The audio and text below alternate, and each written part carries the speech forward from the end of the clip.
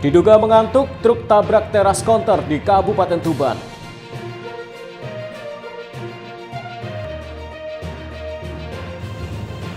Sidak Polres Bojonegoro temukan minyak kita tak sesuai takaran.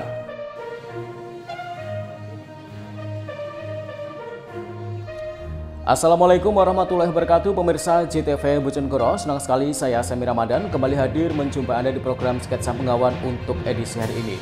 Selain dua informasi utama tadi, kami juga masih memiliki informasi penting dan juga berita menarik lainnya dari Bojonegoro dan sekitarnya. Pemirsa, mari kita ikuti Sketsa Pengawan selengkapnya.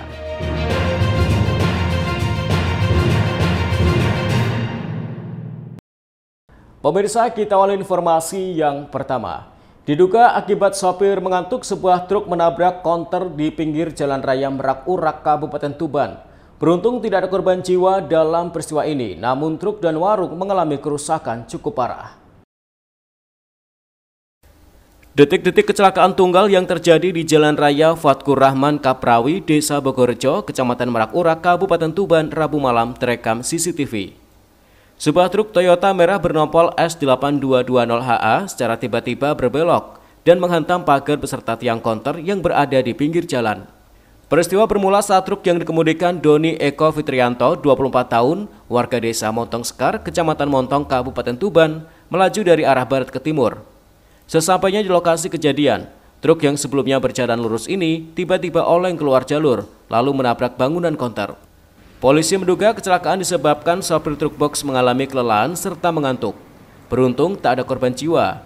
Namun benturan menyebabkan tiang teras konter dan bodi truk mengalami kerusakan. Kecelakaan pada hari Rabu tanggal 12 Maret 2025 sekitar pukul 19.00 tepatnya di Jalan Fatkur Rahman Kaprawi, ikut Desa Bogorejo, Kecamatan Merak Urak, Kabupaten Tuban.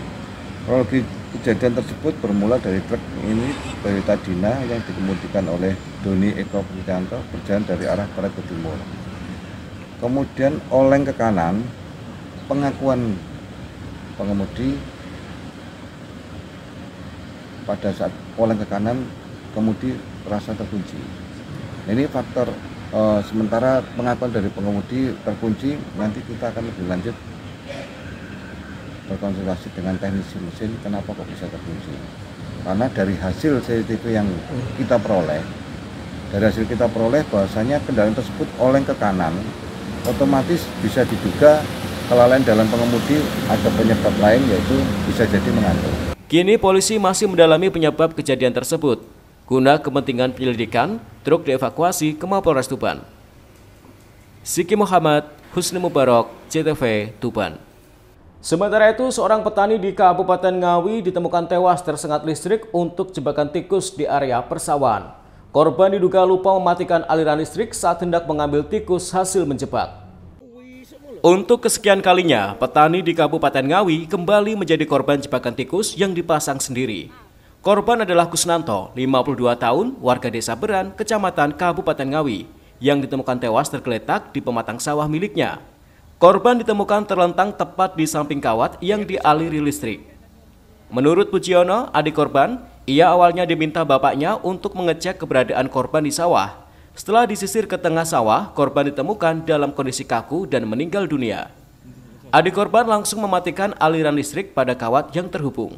Bapak manggil nangis-nangis, masih ada enak ngono. Nah, terus dicek ke sini. Dicek sini kan nunggu. Bapak manggil orang tuh. Dicek ke sini kondisinya seperti apa? Terus kaku. Sudah kaku. Iya. Itu kenapa kira-kira? Kesetrum. Kesetrum. Memang di sini ada kesetrumnya gitu. Ada. Buat apa biasanya? Jebak tikus. Jebak tikus. Kalau ini sawahnya siapa? Sawahnya sendiri. Sawahnya sendiri. Sementara itu, polisi dan tim medis dari puskesmas setempat yang datang ke lokasi langsung melakukan pemeriksaan terhadap jenazah korban. Ditemukan luka bakar pada bagian tubuh korban, diduga akibat sengatan aliran listrik. Sementara karena sudah jelas bahwa dia tersetrum dan dari pihak keluarga mengendaki untuk ada kita bawa. Untuk pemasang sendiri siapa ini? Yang bersangkutan korban ini. Jadi murni karena tersengat listrik jebakan tikus ini. Betul. Polisi memastikan korban tewas murni akibat tersengat listrik untuk jebakan tikus yang dipasangnya sendiri. Setelah dilakukan pemeriksaan atau visum di tempat, jasad korban langsung dibawa ke rumah duka untuk diserahkan ke pihak keluarga agar dapat segera disemayamkan. Ita Wahyu, CTV, Ngawi. Pemirsa, Satreskrim Polres Bojonegoro melakukan sidak minyak kita, menyusul adanya laporan viral dugaan ketidaksesuaian takaran volume minyak kita. Dari hasil sidak yang dilakukan di pasar, polisi menemukan takaran minyak tidak sesuai dan dijual di atas harga eceran tertinggi. Satreskrim Polres Bojonegoro menggelar sidak di pasar tradisional setempat pada Kamis pagi. Sidak ini dilakukan menyusul laporan di media sosial mengenai dugaan ketidaksesuaian takaran volume minyak goreng minyak kita yang tertera pada kemasan. Didampingi bersama Dinas Perdagangan serta Badan Penyelesaian Sengketa Konsumen, sidak dilakukan di pasar tradisional Desa Pungpungan Kalitidu dan Gudang Bulog, Bojonegoro. Setibanya di pasar tradisional, pihak kepolisian beserta petugas langsung menyasar sejumlah bidang lapak pedagang dan mengambil sampel minyak goreng minyak kita, baik kemasan botol maupun pouch plastik kemasan. Setelah dilakukan pengecekan yang dimasukkan ke dalam gelas takar, hasilnya ditemukan jika rata-rata kemasan minyak goreng minyak kita berkisar di volume 970 ml hingga 990 ml atau di bawah ketentuan yang tertera di kemasan, yakni sebanyak 1 liter. Tak hanya itu, pihak kepolisian bersama dengan petugas juga menemukan minyak goreng minyak kita dijual dengan harga di atas HET, yakni mencapai Rp18.000 per liternya. Meski demikian, hasil sidak menunjukkan bahwa perbedaan volume yang masih dalam batas toleransi yang diperbolehkan, yakni 15 ml. Akan tetapi jika ditemukan produk minyak goreng minyak kita yang volumenya jauh di bawah standar atau masuk kategori pelanggaran berat, maka distributor akan dikenakan pelanggaran berat. Sidak minyak yang kita lakukan ini dalam rangka perintah dari pusat untuk melakukan volume dari minyak kita. Kita melakukan agar sidak ini bersama dari Dinas Perdagangan, dari PT Meteorologi dan dari Perlindungan Konsumen. Untuk hasilnya sendiri? Untuk sidak yang kita lakukan saat ini, kita tidak menemukan volume di bawah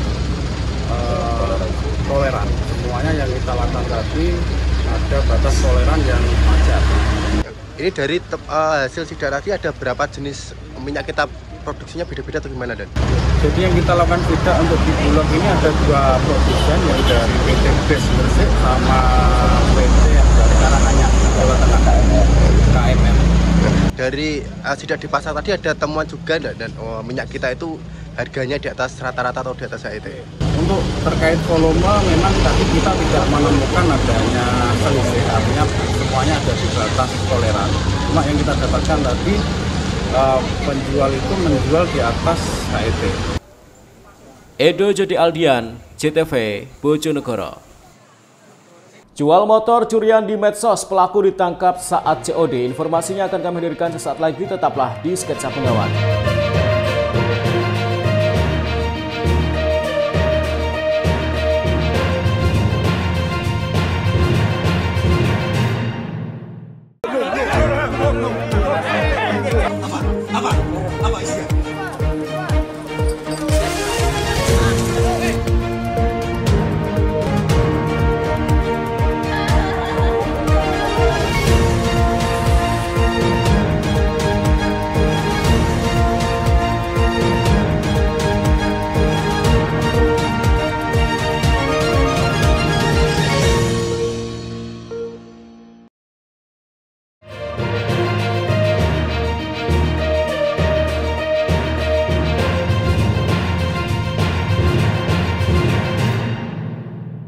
Pemirsa, terima kasih Anda masih di Sketsa Bengawan. Seorang residivis pencuri sepeda motor di kawasan Pantura, Kabupaten Tuban ditangkap Satreskrim Polres tempat. Aksi curanmor ini terungkap setelah pelaku menjual motor hasil curiannya melalui media sosial. 2 unit sepeda motor berhasil diamankan beserta pelaku saat melakukan COD atau bayar di tempat. Suntari, warga Kecamatan Laren, Kabupaten Lamongan, Kamis pagi diamankan unit Pidum Reserse Kriminal Polres Tuban.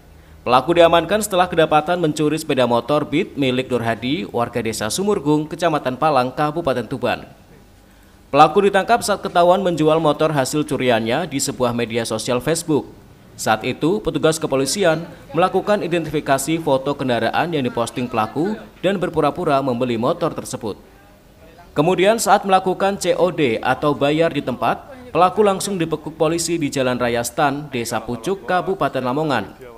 Setelah dimintai keterangan oleh petugas, pelaku langsung mengakui perbuatannya tersebut. Bersama dengan pelaku, polisi juga mengamankan barang bukti berupa sepeda motor Beat milik korban, serta satu sepeda motor Vario yang diduga juga barang hasil curian. Ibda Muhammad Rudi, Kanit Pidum Satreskrim Polres Tuban, menuturkan, pelaku sebelumnya pernah ditangkap dengan kasus yang sama.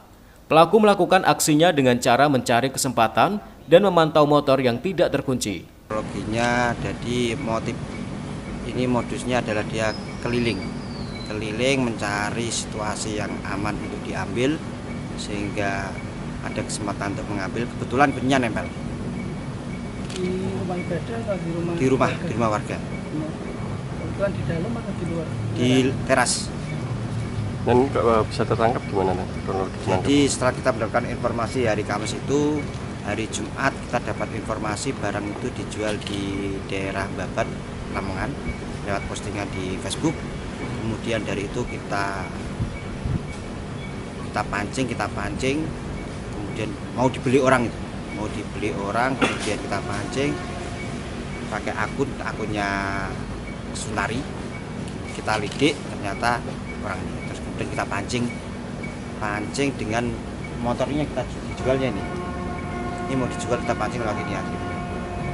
Pengakuannya sudah berapa kali berarti?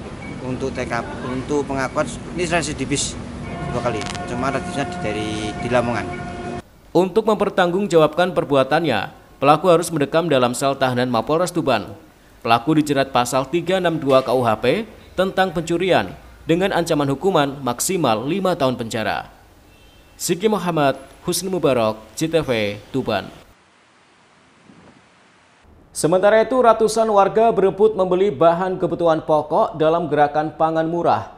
Kegiatan yang digelar oleh Pemkab Ngawi dan pemerintah Provinsi Jawa Timur ini sebagai upaya stabilisasi harga saat Ramadan hingga Lebaran.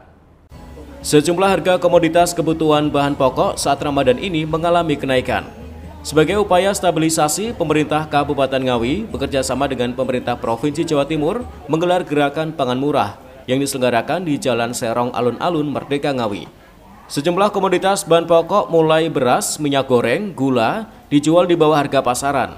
Salah satu warga mengaku harus antri 2 jam lebih untuk membeli beras jenis SPHP yang dijual Rp56.500, sedangkan di pasaran masih seharga Rp60.000 untuk kemasan 5 kg. Antri beras. Murah, Bu? Murah sekali. 56.500. 60 sama 65. 65? Iya. Oh, berarti Bu di sini, Bu? Sampai berapa jam, Bu? Dari pagi. Dari pagi? Iya. Ada 2 jam? Lebih kali. Sementara itu, Wakil Bupati Ngawi, Dwi Rianto Jatmiko menyatakan, gerakan pangan ini sebagai intervensi dalam stabilisasi harga, serta menjamin stok kebutuhan pangan masyarakat selama Ramadan hingga Lebaran aman. Kegiatan tersebut juga akan diselenggarakan di beberapa tempat di wilayah kecamatan yang ada di Kabupaten Ngawi. Kita melihat di gerakan pangan murah ini, yang favorit justru masih di minyak, itu yang pertama. Lalu yang kedua itu beras, SPHP, lalu minyak ada minyak kita dan Fortune. Lalu yang berikutnya itu yang KB, telur itu. Ini tapi ratingnya. Tadi ratingnya tadi, kalau beberapa yang saya langsung menanyakan ke pembeli itu minyak yang paling dicari.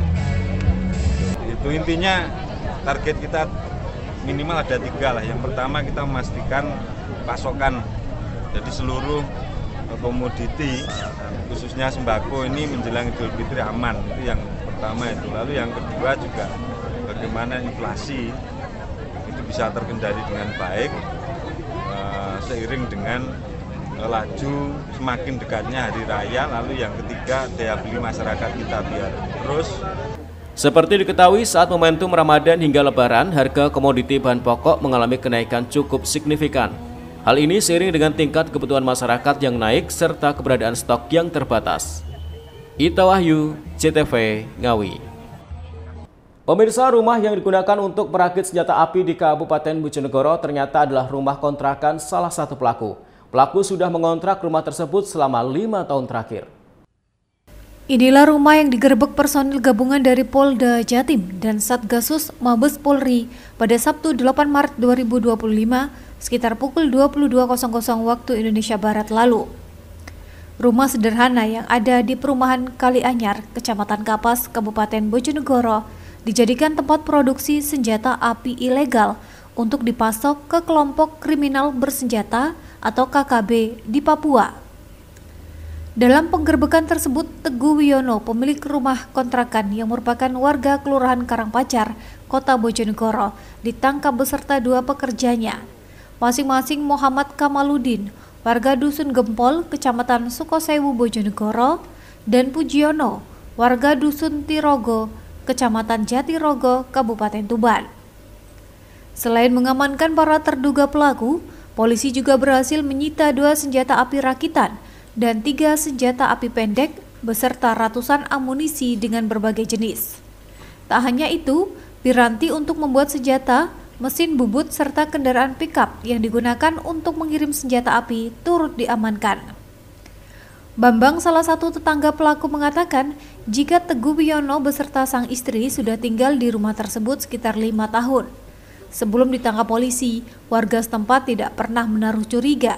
Hanya saja rumah kontrakan tersebut diketahui oleh warga hanya berupa bengkel, namun tidak tahu secara pasti apa yang setiap hari dikerjakan.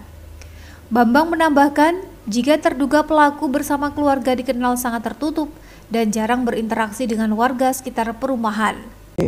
Rumah ini sepengetahuan Bapak untuk apa, Pak? Tempat apa, Pak? Kalau sepengetahuan saya itu kayaknya tempat bengkel. Cuman untuk yang lain-lainnya kita kurang tahu, Mas.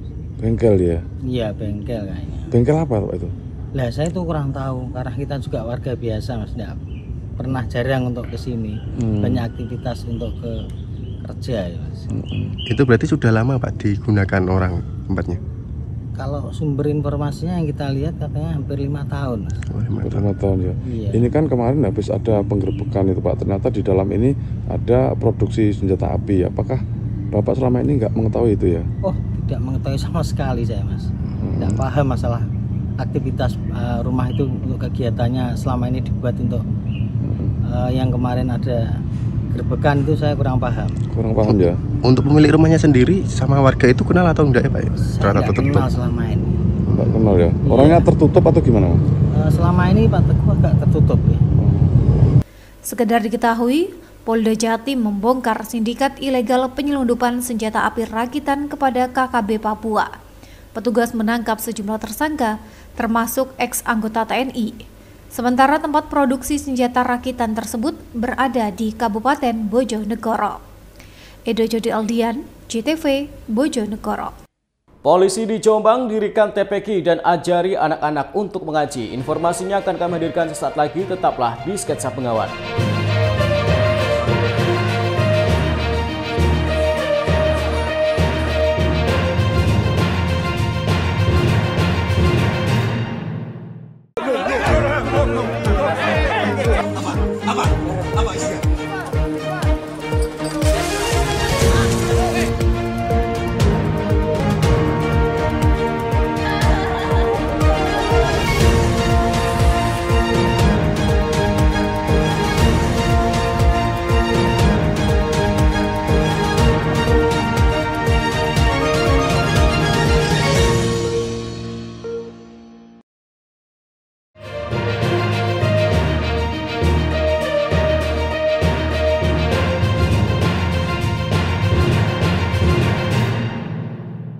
Pemirsa, terima kasih Anda masih di Sketsa Bengawan. Seorang perwira polisi asal Kabupaten Jombang rela menjadikan rumah peninggalan orang tuanya menjadi taman pendidikan Al-Quran. Polisi berpangkat Aibda ini bahkan rela menyisihkan sebagian penghasilannya untuk menggaji 4 pengajar di TPQ-nya. Saat jam di luar dinas, polisi ini juga menyempatkan untuk mengajar di TPQ rintisannya tersebut. Di tengah kesibukannya menjadi polisi, Aibda Siono memiliki kesibukan baru saat di luar jam dinas.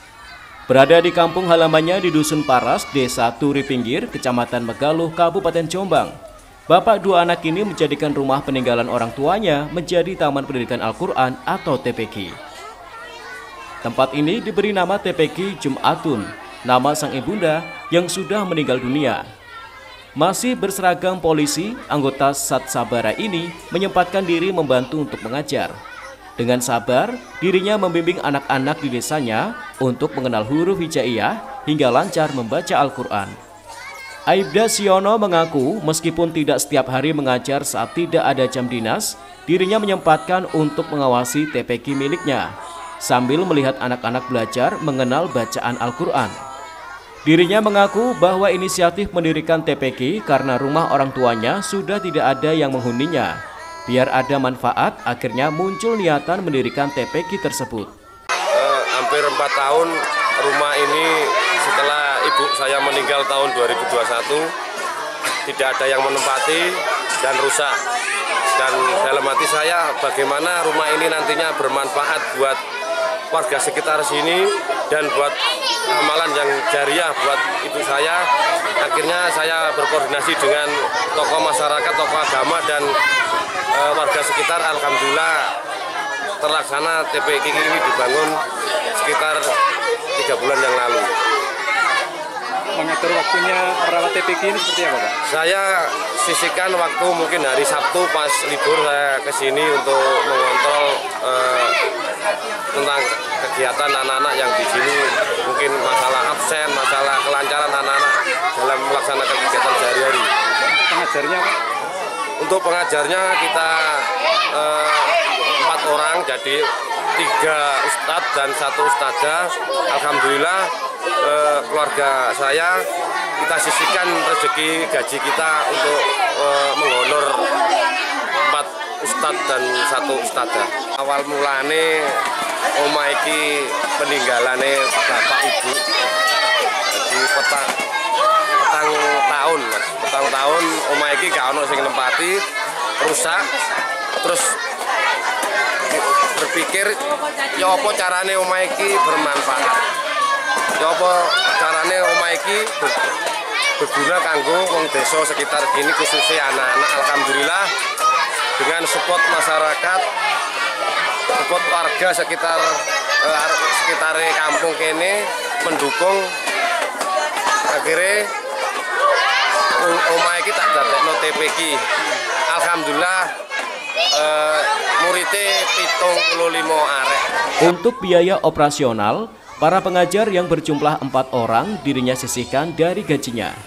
Dukungan anak istri juga membuat TPQ ini semakin ramai hingga memiliki santri sebanyak 75 orang. Dalam momen bulan Ramadan ini, dirinya berharap TPQ bisa berkembang dan memberikan manfaat kepada warga di kampungnya. Sekaligus berharap amal jariah ini bisa menjadi doa kepada orang tua yang sudah menjadikannya anggota polisi. Saiful Mu'alimin, CTV, Jombang. Sementara itu, tradisi bersedekah bubur gratis bagi warga kurang mampu merupakan salah satu peninggalan Sunan Bonang yang masih berjalan hingga saat ini. Berbagi bubur suruh ini hanya ada di Komplek Makam Sunan Bonang Tuban saat bulan suci Ramadan. Masyarakat bergotong royong memasak bubur suruh ini untuk dibagikan kepada warga sekitar dan peziarah. Seperti tak lekang oleh waktu, masyarakat di Kompleks Makam Sunan Bonang, Kelurahan Kutorjo, Kabupaten Tuban selalu konsisten membuat bubur suruh di bulan suci Ramadan. Bubur ini disediakan gratis bagi warga sekitar dan peziarah yang datang. Hanya ada di saat bulan puasa. Begitu mendekati jam pembagian, puluhan warga langsung berebut menjadi yang terdepan untuk mendapatkan bubur suruh Sunan Bonang. Makanan sederhana ini sangat ditunggu-tunggu warga sekitar.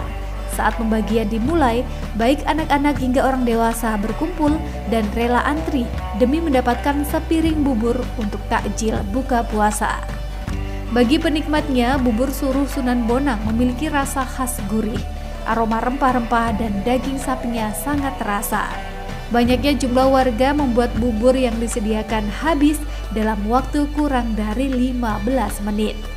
Dari mana ini, Bu? Dari Kutorjo sini. Ini tadi antri apa, Bu?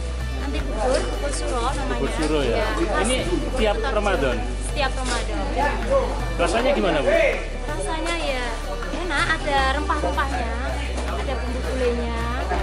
Terus dagingnya daging apa ini? Dagingnya daging sapi. Berarti tiap Ramadan ke sini, Bu? Setiap Ramadan 1 bulan. Penuh ke sini. Ini nanti untuk apa ini? Nanti ini buka puasa. Pembuatan bubur suruh dilakukan sesudah sholat zuhur. Sejumlah pengurus bergotong royong memasak bubur suruh untuk takjil buka puasa. Bubur yang lebih dikenal dengan sebutan bubur bonang ini dimasak menggunakan 2 wajan besar. Sementara bahan utamanya adalah beras, santan kelapa, tulang sapi, serta racikan bumbu khas Jawa. Kaldu yang dihasilkan dari tulang sapi memberi rasa khas pada adonan bubur. Seluruh proses memasak dilakukan secara tradisional, mulai memarut kelapa untuk menghasilkan santan hingga memanfaatkan kayu untuk sumber api. Setelah semuanya dimasukkan dalam wajan besar, mereka bergotong royong mengaduk secara bergantian hingga bubur benar-benar matang. Selama proses memasak, bubur harus diaduk secara terus-menerus dan membutuhkan waktu cukup lama, sekitar 2 jam hingga siap disajikan. Bagi-bagi takjil bubur ini merupakan tradisi untuk menyediakan takjil bagi musafir dan warga selama bulan Ramadan. Tradisi ini merupakan peninggalan Sunan Bonang dan telah dilakukan turun-temurun sejak ratusan tahun lalu. Mas, bubur ini sudah ada sejak kapan ini, Mas? Saya belum lahir, Pak. Mas. Ini itu ya, kalau peninggalan Sunan Bonang gitu ya? Insya Allah peninggalan Sunan Bonang, tapi diteruskan Pak generasi penerus yang ada di makam Sunan Bonang. Ini adanya hanya Ramadan? Adanya hanya cuma Ramadan aja. Selain Ramadan sudah nggak ada. Ini kekhasannya apa nih? Khasnya di sini tuh bikin bubur suruh ini, buburnya rempah-rempah sama santan juga, sama berambang, bawang, terus garam dan lain sebagainya. Ini pakai dagingnya daging apa? Daging sapi.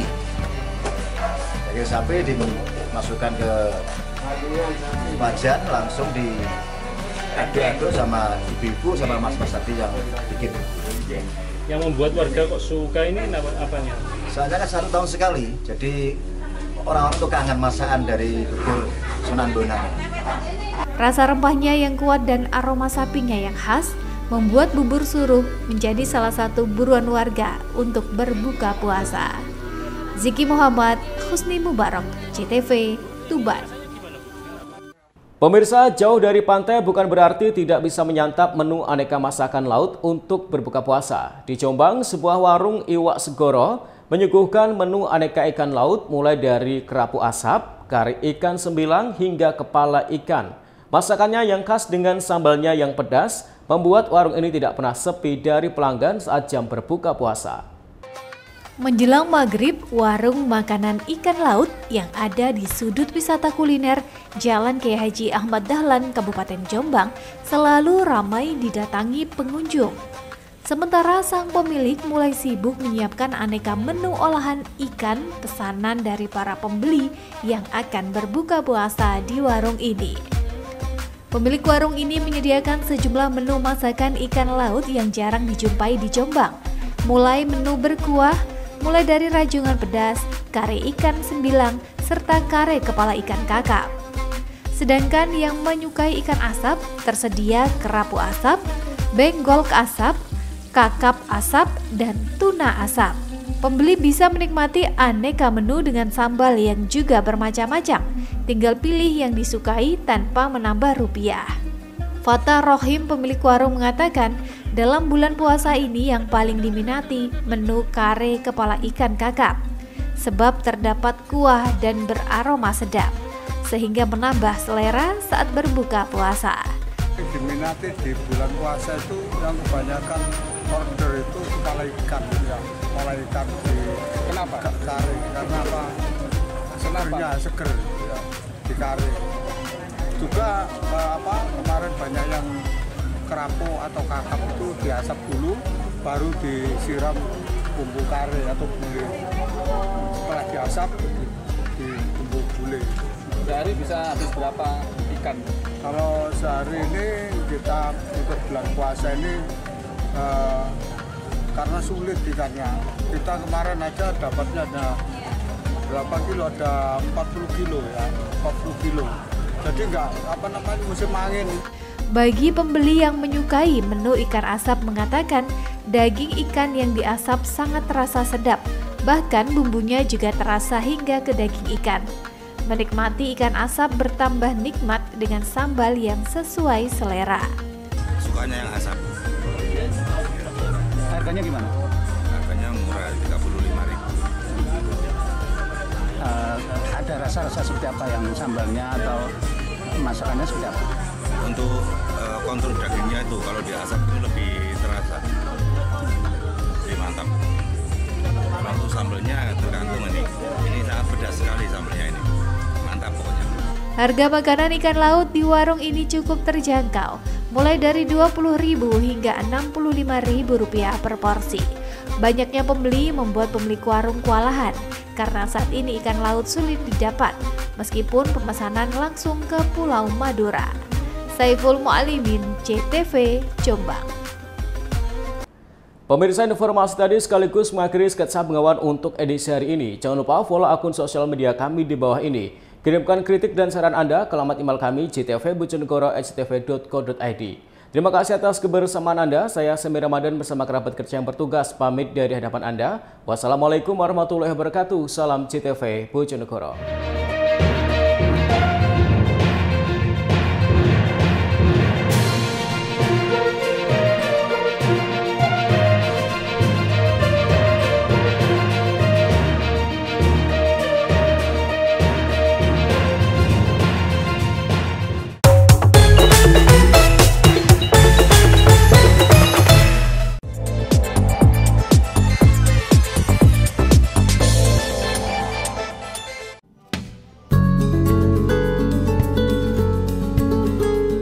Setelah sebelumnya telah dilakukan pembahasan panjang, Dewan Perwakilan Rakyat Daerah Kabupaten Bojonegoro menggelar rapat paripurna agenda penyampaian nota penjelasan Bupati atas Raperda Dana Abadi Pendidikan Daerah.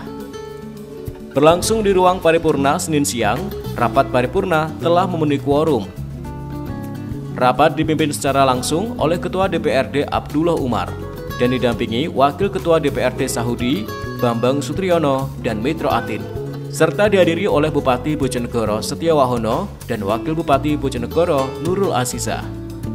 Pemerintah Kabupaten Bojonegoro melakukan pembahasan terhadap Raperda Dana Abadi karena merupakan bentuk komitmen pemerintah kabupaten atas investasi jangka panjang untuk meningkatkan kualitas SDM dan sebagai bagian dari antisipasi penurunan pendapatan yang bersumber dari DPH Migas di masa mendatang.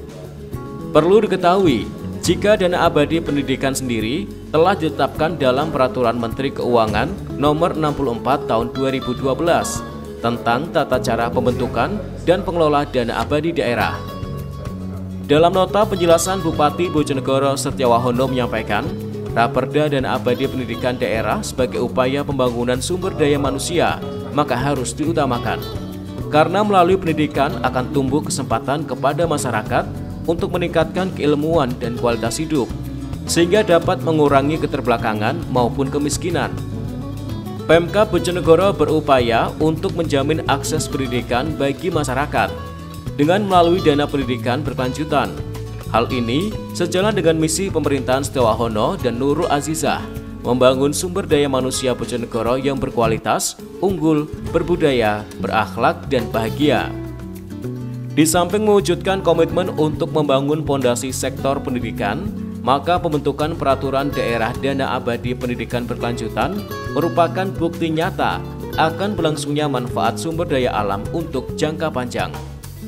Implementasi dalam pengelolaan dana abadi, pemerintah Kabupaten Bojonegoro akan menyisihkan sebagian pendapatan daerah yang berasal dari sektor migas sebagai tabungan guna menjamin pendidikan bagi masyarakat Bojonegoro ke depan. Mekanisme pengelolaan dana abadi sebagai kegiatan bentuk menabung akan dilakukan dengan portofolio yang jelas dan menguntungkan serta memiliki resiko rendah. Rencana penempatan dana abadi akan ditetapkan sebesar 3 triliun rupiah, kemudian akan dialokasikan dalam jangka waktu 5 tahun ataupun lebih cepat. Perencanaan diambil dengan berbagai kajian yang telah mempertimbangkan kondisi fiskal pemerintah Kabupaten Bojonegoro. Adapun sumber dana abadi dari sebagian pendapatan transfer yang berasal dari dana bagi hasil migas, pendapatan investasi, dan sumber-sumber lainnya. Pemanfaatan hasil perolehan dana abadi akan dilakukan oleh perangkat daerah yang menyelenggarakan urusan pemerintahan di bidang pendidikan, sesuai dengan mekanisme pengelolaan APBD, yaitu pemberian beasiswa pendidikan maupun penelitian, pengembangan ilmu pengetahuan dan teknologi. Adapun penerima manfaat dana abadi adalah diperuntukkan bagi seluruh masyarakat Bojonegoro sesuai dengan ketentuan dan mekanisme yang ada. Fraksi Partai Gerindra berharap kepada pemerintah agar meningkatkan kualitas pendidikan. Untuk itu, dana abadi pendidikan berkelanjutan menjadi salah satu instrumen mewujudkan kualitas sumber daya manusia yang unggul, sehingga tercipta kabupaten yang kompetitif dan maju. Maka agar dana abadi pendidikan bisa bermanfaat dengan baik, alangkah baiknya jika program beasiswa pendidikan disampaikan secara terbuka. Artinya jangan hanya untuk kalangan pegawai negeri sipil, tetapi harus pula menyentuh masyarakat secara luas yang ingin melanjutkan pendidikan ke jenjang lebih tinggi. Karena transparansi penggunaan dana abadi pendidikan akan menentukan kualitas sumber daya manusia mendatang. Yang ketiga, dana abadi pendidikan adalah dana yang bersifat abadi untuk menjamin berlangsungan program pendidikan bagi generasi berikutnya yang tidak dapat digunakan untuk belanja. Tujuannya untuk menjamin keberlangsungan program pendidikan bagi generasi berikut sebagai bentuk pertanggungjawaban antar generasi. Keempat, fraksi Gerindra berharap perlunya optimalisasi pengelolaan dana abadi. Pengelolaan dana abadi pendidikan untuk lebih mempercepat penyiapan sumber daya manusia Indonesia, khususnya Kabupaten Bojonegoro.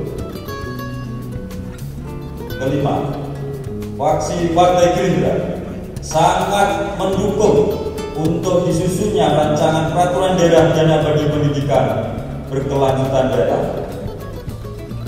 Minta agar nantinya kebijakan yang sudah termaktub menjadi komitmen bersama yang harus ditaati dan dilaksanakan. Dengan ini, fraksi Partai Gerindra merekomendasikan agar Raperda dana abadi pendidikan berkelanjutan daerah Kabupaten Bojonegoro tahun 2025 untuk dibahas lebih lanjut, disesuaikan dengan ketentuan perundang-undangan yang ada. Sementara itu, usai penjelasan Bupati atas Raperda Dana Abadi Pendidikan Daerah, seluruh pandangan fraksi mendukung penuh adanya rancangan peraturan daerah Dana Abadi Pendidikan berkelanjutan. Selain diperuntukkan bagi masyarakat Bojonegoro guna menjamin pendidikan serta indeks pembangunan manusia. Adanya dana abadi pendidikan dapat meningkatkan kualitas pendidikan dan terciptanya pendidikan yang unggul dan kompetitif. Meski demikian, pandangan fraksi menekankan agar nantinya dana abadi pendidikan pengelolaannya bisa terbuka dan transparan dan dapat menyentuh masyarakat secara luas untuk menuju jenjang pendidikan yang lebih tinggi serta dapat bermanfaat bagi masyarakat. Baik Mas Wahbu, disampaikan agenda di DPRD ini tadi terkait membahas apa saja Pak ya? Di sini ini membahas terkait masalah dana abadi pendidikan.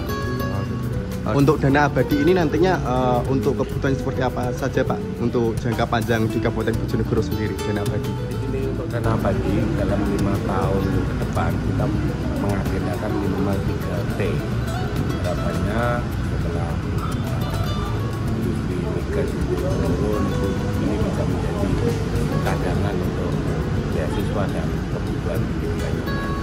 Termasuk juga untuk meningkatkan indeks pembangunan masyarakat Kabupaten Bojonegoro. Mas, sampai sejauh ini dana abadi pendidikan nanti mekanisme untuk pengawasannya atau pencairannya itu seperti apa atau ditempatkan di alokasi seperti apa di Pemkab Bojonegoro, Mas? Ya, ini baru kita diskusikan harapan kita ke depan. Ini ada transparansi dan publik juga tahu dana ini bagaimana hasilnya, berapa penggunaannya, bagaimana. Jadi kita akan transparan. Dana abadi apakah nantinya digunakan untuk pendidikan sampai jenjang lebih lanjut atau bagaimana, Mas? Oh iya, nanti itu teknisnya kita atur, Mas. Nanti ini baru kita diskusikan, mari kita rapatkan dan nanti menjadi lebih baik, lebih clear, lebih transparan dan masyarakat.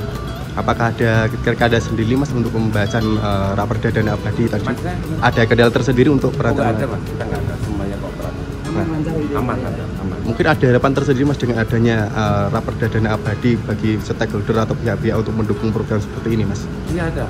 Kita juga dengan akademisi untuk kajiannya termasuk dengan teman-teman kajian. Edo Jody Aldian, CTV Bojonegoro.